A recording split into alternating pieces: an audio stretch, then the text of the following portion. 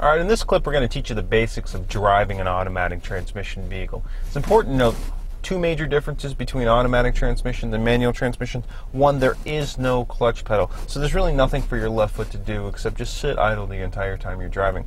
Secondly, instead of a manual stick shift, you've got essentially a gear selector that allows you to pick different positions from park, reverse, neutral, or just drive. Once you put it in the D position, essentially the vehicle does the rest as far as picking what gear it should be in under what circumstances.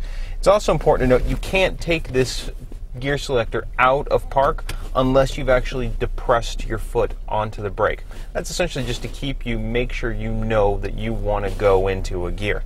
So once you get yourself ready, situated, buckled in, put your foot on the brake, shift it into drive, take your foot off the brake, and the car will build itself a little momentum. That's because there is no clutch, so there's no way for the vehicle to take full engine power away from the transmission. So you're always kind of putting some sort of power down to the transmission at all times, and the only way to bring yourself to a full stop, actually hold on to the brake.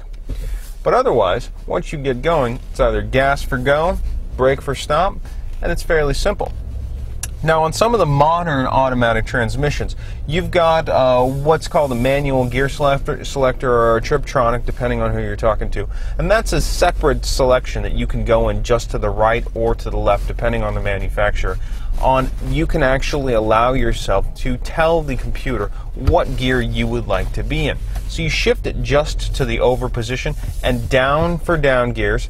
Once again, no clutch, just a simple push down, and up to go up gears. So if I wanted to hold first gear and not allow the vehicle to shift any further than that, I would just put it in this position, push all the way down, and notice that the vehicle cannot shift from first until I tell it to with a simple click up.